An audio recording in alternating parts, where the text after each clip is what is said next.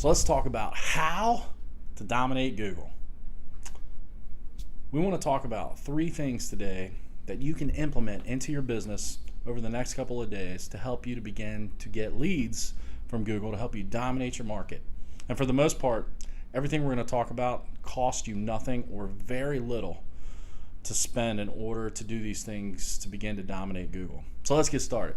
Number 1, Google My Business Listing. A lot of people miss on their Google My Business Listing. They either don't have one or it's not optimized properly.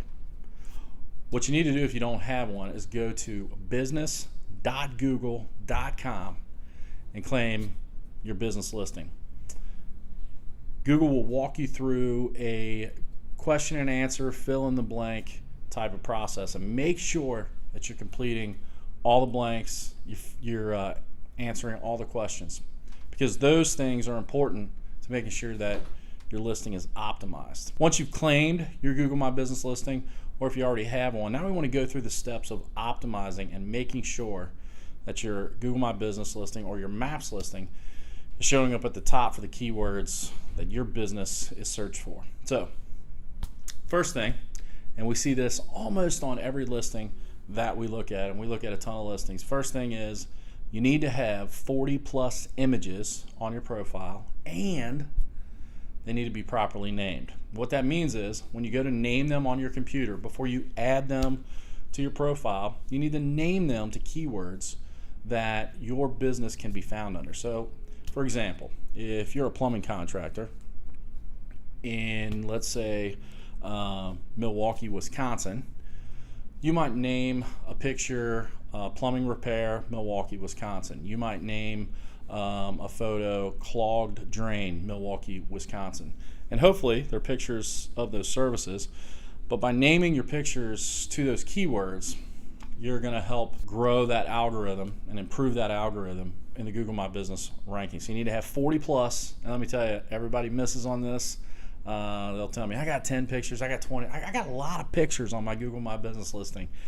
And I got like 10 or 11 or 12. Google's very specific. They want 40 plus pictures. And it's also good to add pictures on a weekly basis. Next thing you want to go to make sure is accurately done is your description. And you want to make sure that you're using keywords in your description that describes your business, so that, again, that algorithm is improved and increased so that when you're searched, when those keywords are searched, your Maps listing is coming up tops. You've gotten your pictures loaded.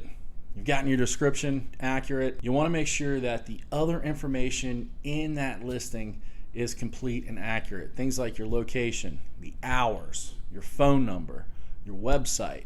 All of those things need to be accurate, and it also needs to be filled in. A lot of people will leave that information out, but you want to make sure that this information is complete and accurate. Then you want to make sure that your quote URL is displayed properly, that it's working, so that when someone goes to click on that, it takes them to the quote form on your page. If it's not, Google's going to punish you, going to put you in a corner, not going to let your Maps listing come up in those times when keywords are searched. You need to make sure your category is accurate. You need to make sure that the services that you provide are listed. You need to make sure that listing has everything necessary that's going to help you come up in the rankings when you're searched on Google. Once you've gotten the information all correct, then weekly posts. That's right, Google has a thing, Google Posts. I believe if you go to post.google.com, you can add posts, and Google allows those posts to have a 7-day window. So that post will expire in 7 days. So you need to make sure that on your calendar or however you remind yourself that you're telling yourself to go and post. And if you're constantly posting, again, that algorithm is improved. So we've added the pictures. All of our information's correct. Everything is humming along, but we're still not coming up accurately or consistently in Maps. I just don't know what's wrong. I can tell you what's wrong, and that's something called citation listings. You see, citation listings are basically the internet's phone book. If you remember the phone book, if you're like me and you're in your yesteryears, you remember getting a phone book once a year, and that sucker was this thick, and there were listings in there. So if you wanted to find somebody, you'd look them up by alphabetical order. You could find their address for the most part and their phone number. unless they were really special and then they got their information unlisted. Well, Google doesn't call it special, they just punish you when your information isn't correct. And so if you do things like your phone number, maybe you put parentheses around the area code somewhere on the internet, but in another area it's just the area code with a dash. Google looks at that as two different phone numbers because they're using character recognition. So you have to make sure that all of your listings are accurate. And a lot of times you don't even post these listings are posted for you. So what you need to do is you need to perform a citation audit. There's a bunch of different resources for it. This is probably the only thing that you're going to spend money on that's going to help you of the three things that we talk about in optimizing your maps listing. Number one, citation audits are very important. You do a citation audit and it'll come back with the listings that need to be corrected and fixed. Now, correcting them and fixing them can be done by you. It's a long process, or again, you can find a service that fixes it for you. Once you get them fixed, you shouldn't have to fix listings on a consistent basis. An audit is something you want to do maybe twice a year or once a year just to make sure that all your listings are humming. But broken citation listings will definitely affect your ranking and will affect the algorithm when you search for those keywords and you won't come up. Number two is utilizing brand mentions to get citation listings. So what are brand mentions? Well, brand mentions are mentions of your company's name on the internet that aren't on your website. So for instance, we own a company that goes by a couple different trade names. One is Pressure Wash Cincinnati. And so if I search Pressure Wash Cincinnati, there's going to be things that come up in the search. And what I want to do, those that aren't my competitor, those listings that come up, they might be blog entries, there could be articles that are written. But if I see the name of my company come up or a trade name that I use come up in the search listings, what I want to do is I want to turn that into a link. And basically what I'm doing is asking the author of that website or the owner of that website to turn my name into a clickable link. And what you do is you utilize Whois to Whois a directory online. Go in, Google Whois, and you go to a database where you can put in the URL and it'll give you the email address of the owner, or you can contact them through that site. But basically you represent yourself. Hey, my company's name was listed in your article, blog, on your website, whatever. What I would like to do is turn that into a link. It's going to help them as well as you. And what you want to do is you want to be prepared. You want to have a URL to provide them that when that link is clicked, it takes them to a part on your website that they're talking about. So if they're describing something about your business that you do and you have a page specific to that, give them the URL to that page, ask them to link it. Odds are they're going to link it unless they're a competitor. If they're a competitor, you might be out of luck, but odds are they're going to link it. So news sites, any information gathering sites, if it's coming up on that first page, get those links. The search engine results isn't what I'm concerned with. It's your maps listing.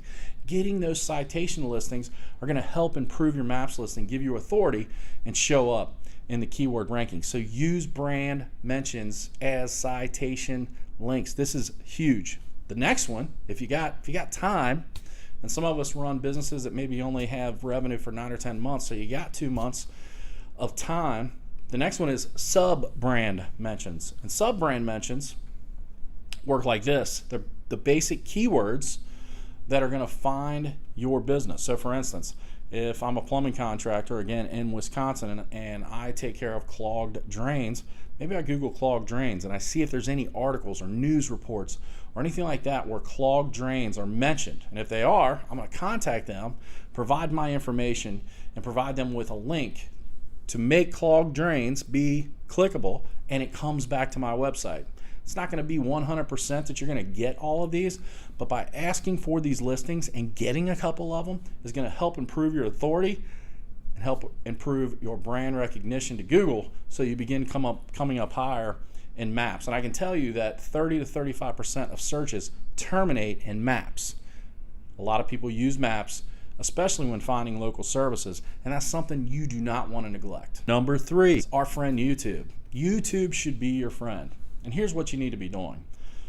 On a daily basis, you should be doing video of your work on a daily basis. You can do it through Facebook Live. You can just do it on your phone. If you do it through Facebook Live, once the video has been completed, you can go in, grab the URL, and then load it into YouTube.